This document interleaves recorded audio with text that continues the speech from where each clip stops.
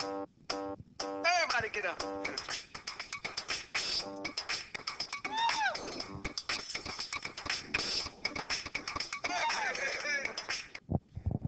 Good evening and welcome to the Kuhn Academy for this installment of AP Government. We're building responsible voters one video at a time. All right, our two guest presenters today are Miss Libby Rowell of the great state of Nowhereville, and I'm Connor Servitive coming to you from the same place. So, Miss Rowell, welcome. Thank you. It's a pleasure to be here today.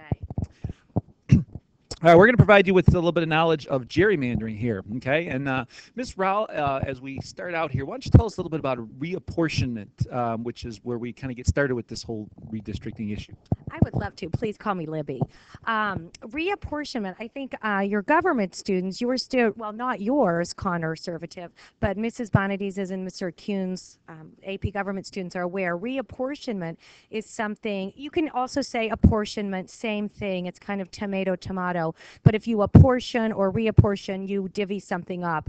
Reapportionment is done every 10 years, and that's something that's done at the federal level because we know that the Constitution mandates that the population is counted every 10 years. So those seats in the House, those 435 seats in the House, which they're not growing every year. We're not adding seats to the House. We know the Congressional Act of 1929 limits the number of seats. It's frozen at 435, but those seats are potentially reapportioned or divvied out, apportioned every 10 years following the census. So it's based on the population counts in the House and then decided by the House of Representatives. So the House determines the number of seats a state gets.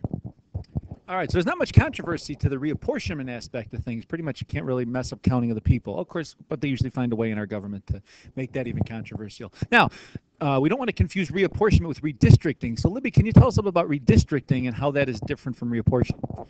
Yes, redistricting is done at the state level, and that is also done every 10 years, although you can do it sooner. There's nothing to prohibit redistricting within a 10-year period. But those redistricting is done by the state legislatures, and then it must be signed into law by the governor. So the lawmakers for the state, then the chief executive for the state, the governor. So redistricting occurs then at the state level, and that's where this process of gerrymandering. So they determine the size and shape of the district. Shall I wait to talk about gerrymandering, or are we ready to? Okay, gerrymandering then is a very political process, and it helps the political parties gain seats in the House of Representatives. When it's done by the state legislatures, and that's very common now, it very much creates safe seats. It's a very political process, and the majority in the state obviously is going to create districts that favor the majority party in the state. And we know that a safe district, if you have 55% plus seats or 55%, you're it's a very safe seat. So it really does reduce competitiveness and leads to greater partisanship. Named for Eldridge, it was actually Eldridge Gerry. They softened it to a soft G. There's our picture. Great. And I think so it was named after the first person to do this. Eldridge Gerry, softened to Gerry, it was actually Eldridge Gerry, but softened to Gerry, drew a district to favor himself so he could gain re-election, and it looked like a salamander, as you can see in this drawing here. You will, AP students, see this picture frequently. I think it kind of looks like an angry dragon, but Gerry angry dragoning doesn't really sound well. So because it looks like a salamander, the district that was created and from Eldridge Gerry, so we forever have gerrymandering, that political process at the state level. All right, he's somebody that my party in the conservative group would probably like a little bit more here. Okay, so tell us a little bit, Libby, here about the different ways to gerrymander, because we know it happens for political reasons and also to help or hurt racial groups as well. So tell us how we can do that. Yes, and I will speak to that, and I want to point out too, we'll see in a moment, conservative, I know that you're going to tell us the limitations, but gerrymandering as a political process, it is completely legal, and there's two types of gerrymandering. There's packing and cracking. Packing is, as the name implies, putting getting as many members of one party into one district to limit the amount of seats they win. Those of you that live here in the 14th district, there's a great example of packing. That's overwhelmingly Republican. They are packed in there. Cracking is splitting the voters of the opposing party into two different districts. And I know, Conservative, you have a great visual to illustrate the idea of cracking. So what you might do, this is commonly done with minority groups. You may take a minority group within a district and then crack it in half and create two, or crack it creating two alternative districts. All right, and we see some cracking in Mundelein, in fact, where they split the town pretty much right down the middle almost, right, as we'll get into a little bit later, okay? So here's some classic gerrymandering maps. We'll try and go through these kind of quickly. This one's in your textbook, the 17th district. This is from the 2000 census, but you'll notice it starts all the way up here on the Mississippi River and goes all the way inland into central Illinois like that. And literally, these are highways and farm roads to connect it this way. And this was done to try and get as many Democrats together as possible. So most of this, which we know is all Republican, they all had Republican legislators, but river cities tend to be a little less affluent, more working class. So this was done to get a Democratic rep in there. But sometimes they can just be highways connecting the two. And this District 17, this purple district here, they compare it to, headphones set on the side. It's an odd redistricting for sure, but completely legal.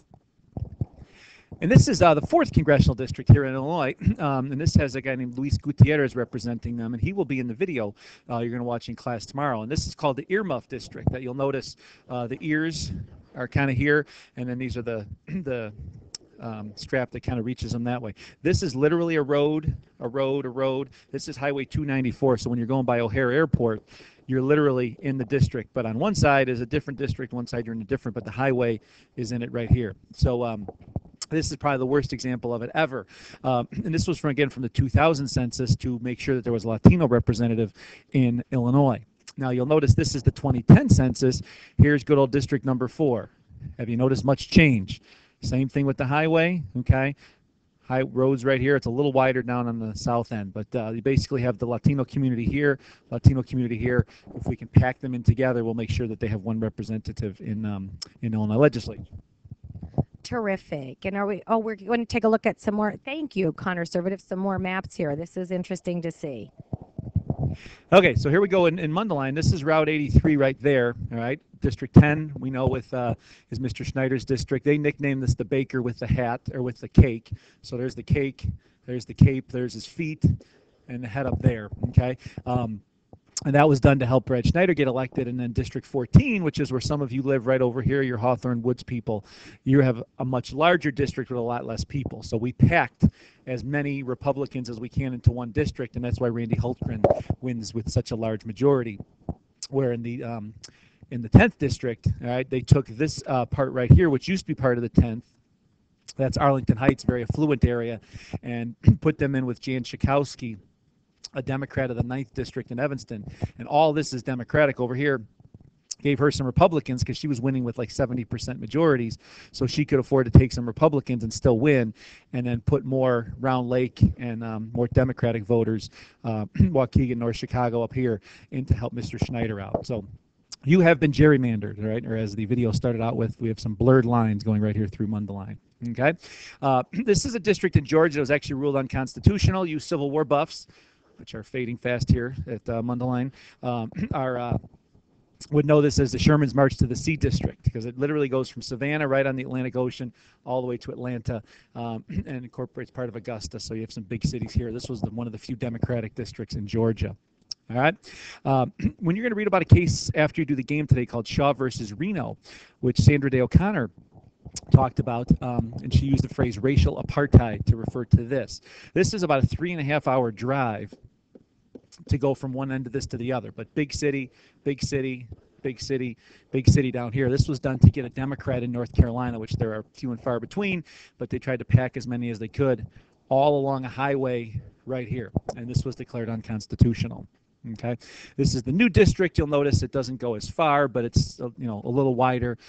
This created something called a compactness standard. Okay, and then this is a controversial one in Texas. We won't talk too much about it, but in 2002, the Texas legislature decided they wanted to redistrict because they thought it was too heavily Democratic. I want to say the amount of representatives from Texas, there were 17 Republicans and 15 Democrats. Okay, you might say, how is that possible? Texas is so Republican. Well, that's because the Democrats controlled the legislature and they gerrymandered it pretty good to ensure that they got 15 seats. So in 2004, a new legislature was elected that was more Republican, kind of riding Bush's coattails, good use of that word, which I think it's already on our word wall. We're not sure it is. So we've already made coattail on there. So, but you know about that one. So the new Republicans came in and created some more districts. They redistricted and obviously gerrymandered it to help them out. And they took a lot more seats back that way in the middle of an election cycle. And that sent some people to jail, but named Tom DeLay, but the Supreme Court was able to uphold this district. Okay. Another quick look at Mundelein just so you can get an idea. Okay. This is the 14th. All right. You'll see it just runs right along Route 83. All right. And then all this area here is part of the 10th with Brad Schneider. Okay. Where Mr. Kuhn lives literally is right here. Here's his house. He can see the 14th from his house, just like Sarah Palin can see Alaska, but I live in the 10th. All right, one more. Okay, you can get a better idea here, but we'll talk more in class about it. But Mundelein High School is pretty much right here. So you can see we're on the far western edge of the 10th with Hawthorne Woods and other areas, Wakanda being over here in the 14th. All right, enough gerrymandering with you guys. All right, we're going to talk about the Supreme Court. Oh, hi. And I thought Conservative and Libby, would talk about both of these. I'm taking the lead here on Baker versus Carr, the first one. I think, although we're different ideologies, I think we would both agree that Mr. Kuhn's and Mrs. Bonadies students, this is kind of the granddaddy of all cases, Baker versus Carr. And I know that the students are very familiar with that equal protection clause of the 14th Amendment. So this ruling was in 1962 following a census. And the big phrase from this, it's difficult, I think, a difficult concept and difficult to explain, but the big concept here is one person, one vote. So that when state legislatures are drawing the districts, populations must be the same. They must be equal, or it's a violation, it's deemed in Baker versus Carr of the Equal Protection Clause. For example, if I live in a district of 1,000 people and someone lives in a district of 10,000 people, that violates the one person, one vote. Our votes are not the same. That's a violation of the Equal Protection Clause. I know that Conservative is going to speak to the remainder of the cases, and we can see some limitations. Again, gerrymandering is legal. However, there are limitations on it. But the granddaddy, Baker versus Carr, one person, one vote. And there's going to be a lot of the case names here, which I wouldn't worry too much about. Baker Carr is the one that will make the test by name. Most of the other ones, you just have to know the concepts as opposed to the actual name. Okay. Now, the big issue with Baker Carr, and it's really hard to understand this, but the court basically just said that it's a federal issue. All right. They had always avoided that because they tried to stay out of political questions, said they should be handled at the legislative level. But once Baker versus Carr was ruled, they said it does affect the 14th Amendment Equal Protection Clause, and the Supreme Court can take gerrymandering cases. So one of the first ones they took was Westbury versus Sanders down in Tennessee, and they ruled, kind of applied the Baker principle to a state. So it's, in a weird way, it was incorporation, but not really, because we're not incorporating the Bill of Rights. But they basically said that Tennessee could not have unequal population in districts. Okay, Reynolds Sims just is an interesting story, but it's the same concept. In Alabama, the state Senate districts were based on counties. So each county had one representative that they sent to the legislature, and Alabama said, well, the Senate is the same way. The Senate has two per state. Why can't we have one per county? And the Supreme Court said that that was a political compromise done to get the Constitution done. It doesn't set a precedent for anybody else to follow. So Reynolds Sims had to redistrict in Alabama and make sure that the districts were equal. Okay, Shaw versus Reno is one of the ones you're going to read about after the game, and they basically said that's the North Carolina district I showed you, that race cannot be the sole factor when you gerrymander. Race can be a factor, cannot be the sole factor. And the districts have to be contiguous, meaning that they're touching. That's a good word for the word wall. And they have to be compact. They have to be reasonably compact. And you'll see a lot of those that I showed you were not compact, but the courts have upheld those. The League of United Latin American Citizens versus Perry was the Texas case I showed you. That was a victory for the Republicans that they could redistrict outside of the 10-year census. And then just to wrap things up here, some other cases include, don't know them by name, but they have said that you cannot dilute the minority vote. So if you cannot crack a minority district with the intention of diluting them and making them a minority in 2 different districts, and you must keep communities of interest protected also. So if there's a community that has very similar values, that district must stay together. I guess we don't count because Mundelein was split in half, but apparently we're not a community of interest according to the courts. Okay, so thanks so much for listening. Thank you. Yes, thank you for listening. I do understand that Mr. Kuhn and Mrs. Bonadies students are doing political participation debates, and I know that this is a topic too, whether or not states should go to bipartisan commissions with the gerrymandering, like California does this. Okay, we're going to sign out. Kyle, I hope, Kyle from Period 1, I really hope you enjoyed the music selection for today, and I hope you caught the tie-in with blurred lines and gerrymandering. All right, thanks for listening to the Kuhn Academy. This is Counterservative along with Libby. Who am I? I am Libby Rowell. All right, remember we're building responsible voters 1 video at a time.